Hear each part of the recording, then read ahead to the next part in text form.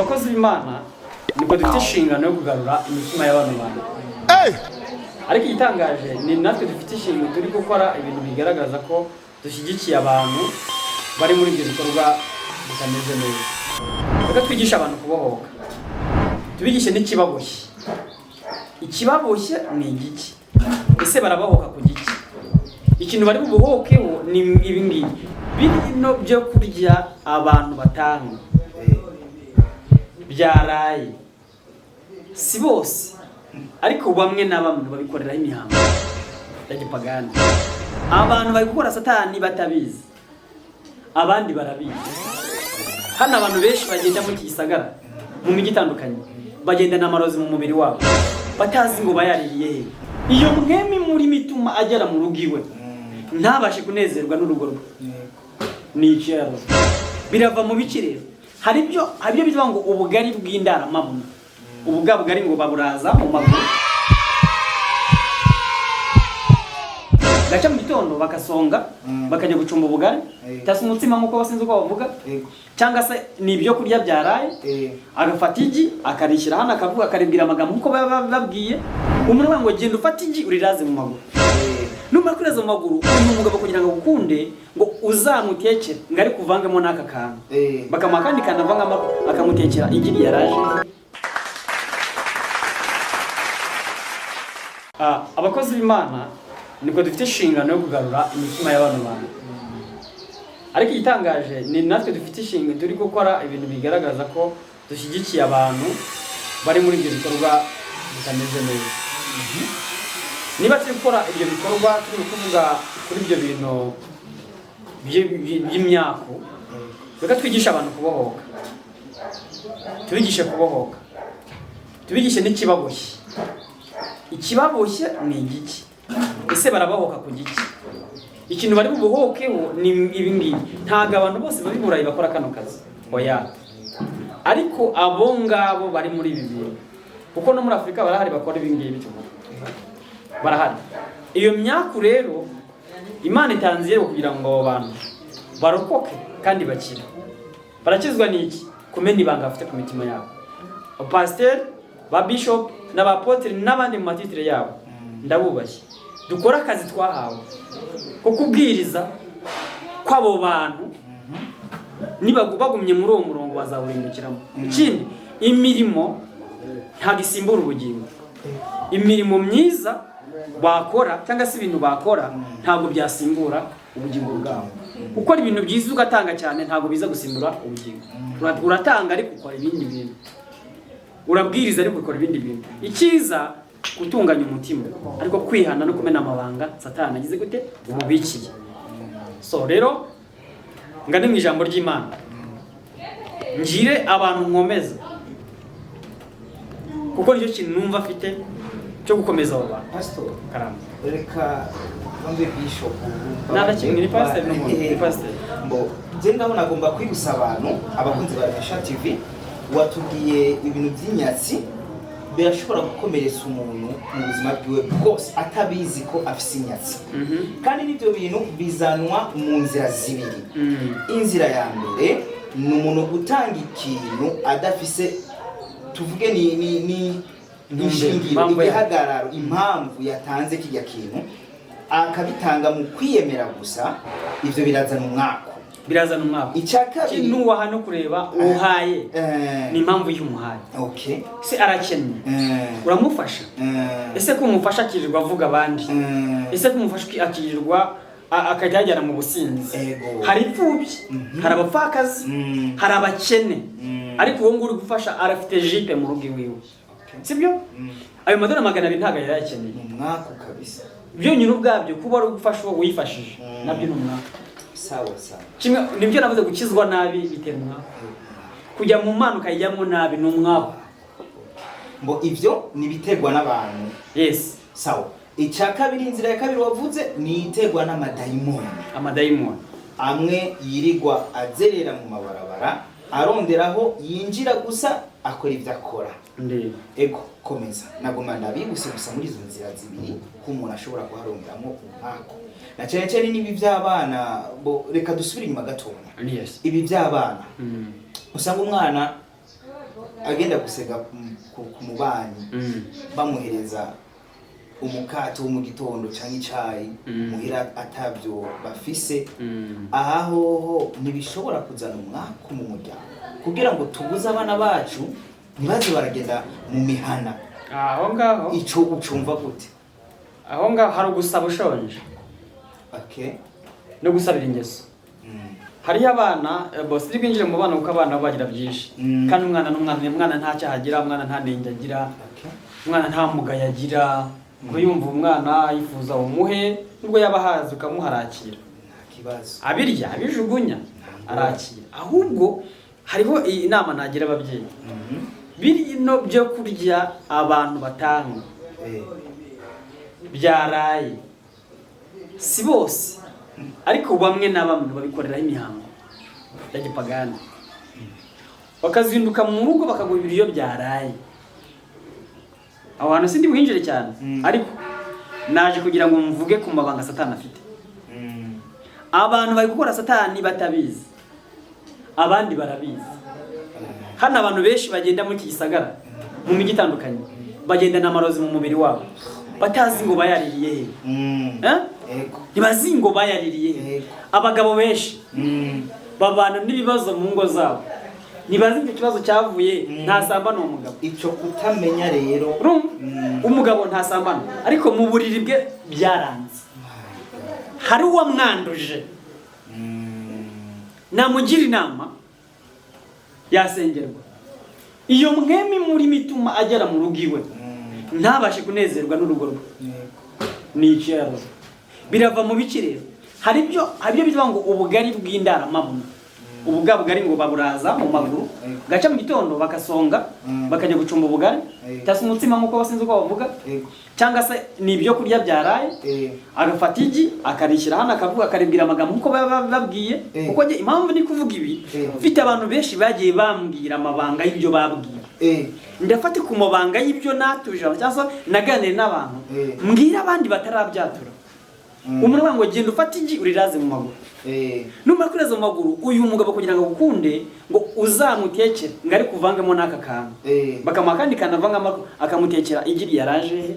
Abagabo benshi navuga ngo bafite ibibazo byo guhurwa ingo zabo no kunanirwa gukora akazi k'umugabo mu rugo gikorwa cyo kubaka urugo. Bararoze barogwa na bamwe babigize umwuga bakoresha imbaraga za gishiki z'igipfumu bakabwirwa ngo genda urazi igi mu maguru uzamutekera umureti w'iryo gi washyize waraje aho ngaho.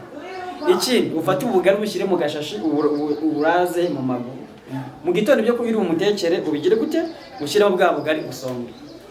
Abantu benshi bukabyuka mu gitondo agatonda kuri restaurant agatonda ku wa mukobwa we cyangwa se wa mugore ubwe ngo ngwino ngutekera neza. Ibyo ari kumuha ni uburozi butagaragara uwo munsi. No ku ma restaurant bujya birabaho si yose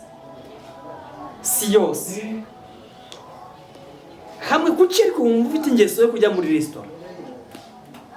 Kuki umuntu abyuka mu gitondo yumva agomba kujya kuri restaurant runaka agategereka muvunanye kujya kuri restaurant runaka. Izo nyamurya ziri mu iki zituma utondayo ukuri aho nimba ko arimo aka nubwo nayo yenda sinzi niba Imana izadufashe tutubwira abantu kuri guhari n'ubundi kandi abantu benshi muzamena amabanga ndabizi neza bazamena amabanga y'ibyo baciyemo. Ugasanga umugabo aratonda kuri restaurant buri munsi buri gitondo wambasa n'iki kiri hari ahantu ngo ni mumakunda naka kuki wanze kurekura nawe uzi binagukorera ngo yango nukuri ngateka neza ibyo kurya yamuhaye birimo umwuka mukuru. Ageze mu rugo ntabwo abona ko ibyo kurya bimeze neza nabona ko mu rugo hari ikintu kizima kubera ka kantu bamushyiriyemo. Ubwo burozi ntabwo bwica ako bwamwishe mu mutwe rero no kumwononera ubuzima umunezero. Yes nta munezero afite mu rugo.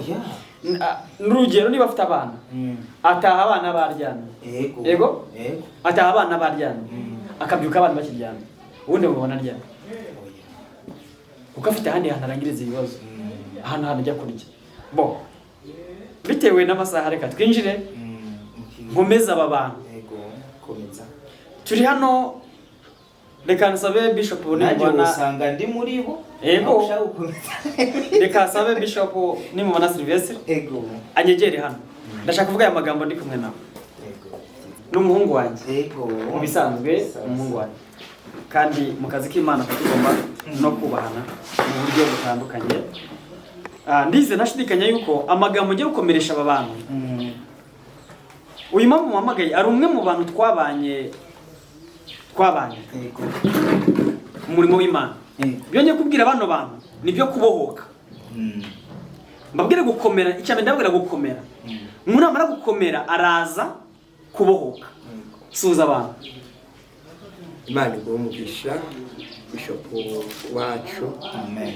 Karenda nagukumbuye, Yesu agukuye neza. Amen. Ku mazina nitwa Bishop Nimona Sylvestre, umwungere w'ishengero Heaven Glory Church, ajya Nyagasasa umugamba. Imana ibaha umugisha. Amen. Ibyo navugaga wabyumvaga nubwo utavuze. Yego. Ese nabeshya? Oya.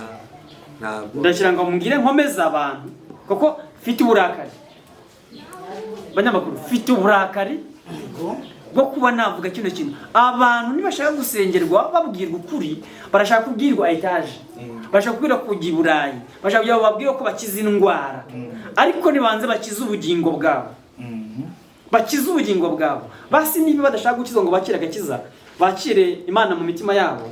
Cyase bakire Yesu, nibakire ubuzima muri Kristo Yesu. Abeho yishimye n'umuryango we. Abahanezeri mu buzima bwiwe. Ingoma za 2:32 niho ndi busome kugira ngo dufatanye kureba icyo Imana ishaka kuri aba bantu.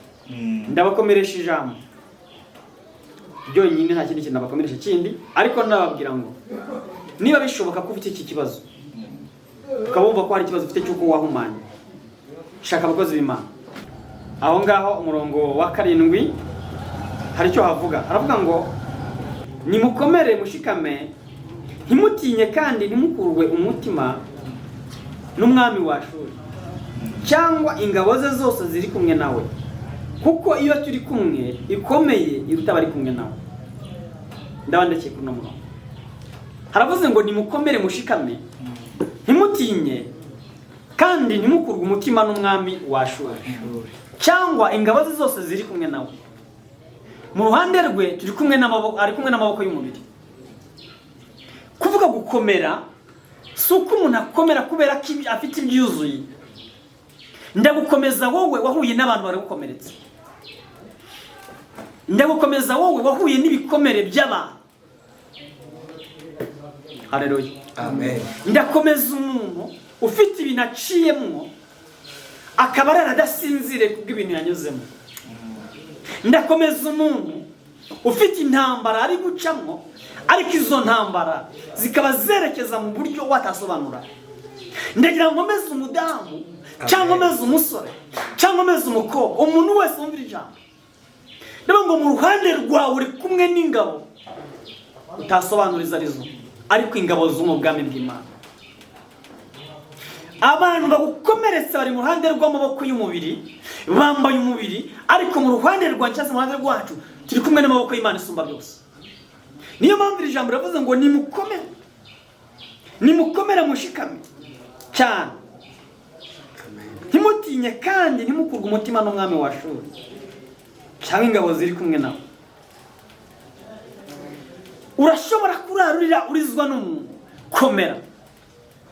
Urihebuye, komera. Urabona imyaka irakuzengurutse, hari imbaraga z'amaraso Yesu zikiza. Hariho Imana ivanaho umuvumo, hari Imana ishyiraho ubuzima, iho umuntu ubuzima atarafite. Icy'ingenzi si uko uguma mu bikomere wanyuzemo, ibyagiye byaragiye, ariko randi mahirwe ya kabiri Imana igitanga. Imana igitanga amahirwe ya kabiri, kandi amahirwe ya kabiri yaje akwigisha wiga byinshi mu byo uzacamo, kuko ibya mbere ubonye byaragiye ugahomba bwa mbere, andi mahirwe Imana iguhaye umenye uko yahagararamo. Rero ndakohereza ijambo ngo komera, kuko iyo turi kumwe ikomeye kurenza bari kumwe nawe. Ku murongo wa 8, mu ruhande rwe ari kumwe n'amaboko y'umubiri, ariko mu ruhande rwacu turi kumwe n'Uwiteka Imana yacu, niyo dutabara kandi ije kuturwanira intambara zacu. Nuko abantu bishingiriza ku magambo ya Hezekiya umwami w'Abayuda, aya magambo yavuzwe na Hezekiya akomeza abantu bari bamwandikiye inzandiko zo kumutuka basuzugura Imana ya Isirayeli. Baravuga ngo ibyo wubaka, ibyo uvuga ntabwo bizi, twe dufite ingabo ibihumbi n'ibihumbi. Arangije aravuga ngo je mu ruhande rwanjye sinumva mfite ikibazo, sinumva mfite intambara, sinumva mfite ibigeragezo. Aravuga ngo hoya, hari Imana yavuze. Haleluya. Hari Imana yavuze nubwo abangwanya bari ari benshi, ariko mu ruhande rwacu, mu ruhande rwanjye ndi kumwe n'Imana isumba byose. Mu ruhande rwanjye ndi kumwe n'umugabisha, ndi kumwe n'umwami w'abantu.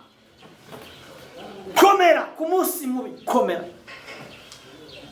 Umunsi mubi uzinduka ukaza, umunsi mubi ukaza ubyutse neza umuntu akakubyukira kugira ngo akubabaza kukugira amajambo, uba ari umunsi mubi wawe. Ariko komera, ushikame, ibuka neza yuko mu ruhande rwawe uri kumwe n'Uwiteka Imana yawe. Ni gutabara. Yenda bavanywe mu kazi k'Imana barakuvuga amajambo mabi, baraguharabika, komera. Kandi impamvu mubwira amagambo rugira ngo ukomere, kuko genza imbaraga z'igikomere n'uwasanga ndi gukomeretswa. Ariko si mfite umwanya wo gutinda ku bikomere byanjye, mfite umwanya wo komora ibikomere abandi. Amen. Kuko niba ari abantu abonye beza n'abakozi b'Imana, komora abantu wo ukomeretse ni byiza cyane. Komera ushikame, ntutinye, kandi ntukurwe umutima n'umwami wa Shuri cyangwa ingabo ze zose ziri kumwe n'ugukomeretsa. Mu ruhande rwe ari kumwe n'amaboko y'umubiri, ariko mu ruhande rwacu turi kumwe n'Uwiteka Imana yacu nidutabara kandi ije kuturwanira intambara zacu. ngo nuko abantu bose, haleluya, bishingikiriza ku magambo ya Hezekiya umwami w'Abayuda, bishingikiriza ku ijambo ry'Imana. Numara kuryishingikirizaho, amajambo yose, ubukene bwose, ibigeragezo byose uzabitsinda, kuko uhagararanye nande? n'Uwiteka Imana yacu. Amen. Ntugaterwe isoni n'ibyo abantu barimo bavuga, iterwa isoni n'ibyo ukora wowe ubwawe uzi mu mutima wawe. Ku ruhande rwacu turi kumwe n'Uwiteka Imana yacu nidutabara. Haleluya. Amen. Yobu yigeze agera muri iki kibazo, abantu bamushiraho, aguma akomeye. Umuntu ukomera n'uwamenye Imana, kuko ni Imana ireba. Reka mubwire akantu gatoya. Haleluya, haleluya. Bishop, ni Imana ireba, ikitegereza ibyo bavuga bari mu nzu, ikareba ibyo bavuga bari mu misozi, igaceceka. Ni Imana ireba, ikareba agahinda k'umuntu urimo ugenda mu muhanda mu kivundo cy'abantu. Ni Imana ireba agahinda k'umuntu uri muri bisi yuzuye abantu, ikavuga ngo dore uriya yarababaye, ikaza kumara umubabaro. Ni Imana ireba. Oh, haleluya. Amen. Ni Imana ireba mu nda y'ingumba, ikabonamo abami n'ibikomangoma. Yarebye mu nda ya Hana, ibonamo Samweli. Ni Imana ireba. Yego. Ni Imana yarebye mu nda. Ayiwe, yarebye kwa Aburahamu, ireba mu nda ya Sara, ibona harimo umugabo uzabyara amahanga, ibonamo Isaka. Iramubona. Imurebye mu nda mu teka imyaka 90. Yo yita Imana ireba. Ni Imana ireba. Muri iyi minsi nsigaye mvuga ngo Mana uri Imana ireba. Ni Imana ireba, ikita kureba. Ni Imana ireba imfubyi, ikayibona mu pasiteri. Hari umupasiteri mu Rwanda twatewe Toje, yabaye mayibobo. Kuba mayibobo ajya byivugira, si ubuhamya mutangira niba ubyivugira. Yari mayibobo. Ni Imana yamurebye, ibona yuko uriya mugabo azayikorera. Ni Imana ireba muri ba mayibobo, bano badembera ku muhanda, twe tutabonamo icyizere, ikabarebamwo ejo hazaza kuyikorera kwiza kuzaba. Iyo yitwa Imana ireba. Nimukomere, mushikame, nimutinye, kandi mukurwa umutima n'umwami wa Shuri cyangwa ingabo zose ziri kumwe nawe. Iyo turi kumwe n'Imana ikomeye, iruta bari kumwe nawe. Mu ruhande rwabo bakurwanya bari kumwe n'amaboko y'umubiri, ariko mu ruhande rwacu turi kumwe n'Uwiteka Imana yacu. Amen, amen. Ni Imana ireba. Apotre Yongwe uramuzi? Yego. Umva ubuhamya ajya avuga uko yakase yari mu bibare, harazaba iryo bamuhisha mu gitebo. Ubuhamya bwe buri kuri YouTube, bamuhisha mu gitebo. Urabyumva? Ni Imana yamurebye hamwe yacuzaga imyenda y'uruka, irabura bangu uyu nguyu yankorera, mutoranyije yankorera. Ni Imana ireba mu badafite shinge na rugero. Ni Imana ireba umukobwa ufite imyaka 90 bangu 50 bangu uyu yakwiye kubaka, ititaye imyaka maze. Ni Imana ireba, itarebye ku mashuri. Iwe, ni Imana ireba, itagira ikimenyane. uyifate nk'Imana ireba, ikoresha uwize n'utarize, n'Imana ireba kandi itoranyiriza. Amen. Ndafashijwe Manuel. Uri buka umugabo umwe agenda acumbika isanduka y'isezerano, arayicumbikira, amaze kwicumbikira yari maze kwica ubita uza agiye kwiramira isanduka y'isezerano, bayigarura mu isanduka mu igihugu cy'isezerano cya Isirayeli, ngo bari barayinyaze igarutse, uza ajya kuyiramira ngo ayiramira ahita apfa. Ninde wayicumbikiye? Umugabo wayakiriye, umukene akicumbikira. Amateka yaremeze niyo. Iyo ni Imana yishakira umwanya igomba guhagararamo. Rero nabango niba waramenye neza ukamenya akamaro ko gukomera, komera ushikame, ntutinye kandi ntukurwe umutima n'amajambo mvugwa, ntukurwe umutima n'imyaka ubona ufite, ahubwo cy'ingenzi ngwino shaka abakozi Imana kusagira iwanyu, babwire bagufite umutima wawe, babwire ikiri ku mutima, babwire niba umukozi Imana usenga umubwire ngo ndumva mbabaye, babajwe n'ibi. Rero nagasaga nakagaruka ndibaza iminota kwa dufite tusa nkaho tugiye gusubika gato, tuzasubira. Ako ndababwira ngo igikomere ufite wacyomorwa wowe ubwawe, wakiyomora ufatanyije n'abakozi b'Imana. Meni bangu bohoke, imyaka iragenda, komera ushikame, ntibite ku majambo, ntibite ku barozi n'ubundi bahereye kuva kera bakuru gukira umwana mutoya. Uyu munsi uracyari kucyo uri bubundi, si ukomeye nk'amabuye, abo ukomeye kubera Imana ikurimo. Komera ushikame kubera Imana iri kumwe nawe, irutaba ari kumwe n'abapfumu. Nyakubahwa Bishop, sengera abantu bazakurikira kiganiro, ubaremesha, basabire kugira ngo bareme, batuze mu mitima yabo hari icyo Imana yavuze. Sengesho cyo rwose ariko ririmo amajambo yo kuremesha abantu, basengera mu izina rya Yesu. Karibu Mana Data wa twese uri mu ijuru, turagushimye ko ari wewe ushikaho bariko bararira bakagwa mu jambo ryitwa ngo mpore, maze ukabaha ihumure abantu bose bagahora, kubera ushitse byose birahinduka. Amen. Turagushimye ko hari ingo nyinshi ugiye kubabwira ngo mpore. Turagushimye ko umuntu wese agiye gushikirwa n'iki kiganiro, Data wa twese n'umwiriro kimukura ku rwego rumwe kikamushira ku rundi. Bihererwa icubahiro. Rero ndasengeye buri muntu umwe wese twumvise, buri muntu wese yumvirije iki kiganiro, kugira ngo iri jambo ryo guhora mpore rimwe wabwira Daniel ariko arajugumira yeretswe ibiteye ubwoba, maze rikamushikaho rikagera no mu rugo rwawe. Urakoze kugiye kubikora, urakoze muvyeyi wacu mwiza, shishikara ubiyerekane mu izina ryawe gera Yesu Kristo tubisabye twizeye. Amen. Imana iba umugisha. Ikiganiro ushaka kugikanira kugikurikirana kuri channel ebyiri, hari Enakori TV, iyo ni channel yanjye bwite, hari na Remesha TV nashaka kugikurikiranaho. Kandi ikindi ufite ikibazo nk'iki uri hano Bujumbura byaba byiza, cyangwa se ubaye uri no mu Rwanda n'ahandi hose waba uri, wakurikiye watwandikira twagufasha. Ngira ngo baraza gushyiraho izi nimero za telefone. Nta zindi mbuga mukoresha, nta Facebook irahari, na Instagram irahari, byose birahari. Ariko ikiza WhatsApp nayo irahari, nimero zanjye zose ziri kuri WhatsApp. Yenda nababwira nk'inomero imwe kugira ngo bafashe abari hano Bujumbura, nabaha yo guhamagaraho 67 58 41 58. Iyo ni limited ya hano Bujumbura, nayisubiramo 67 58 41 58. Iyo mu Rwanda zose ziri kuri WhatsApp, gusa icyo wakoresha nuko iyo wanahamagaraho cyangwa no kuri WhatsApp. Aize karindwi 8 20 karindwi 992. Iyo niyo mu Rwanda.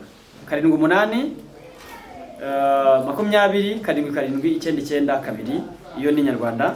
Wambonaho kuri WhatsApp niyo yose nabwiye bwa mbere, yose mwazibonaho. Ibindi byose Imana ndabamwisha komeze dufashanye, nubwo ntashobora byose ariko hari ibyo nashobora kugufasha. Yesu aduhana umugisha. Amen.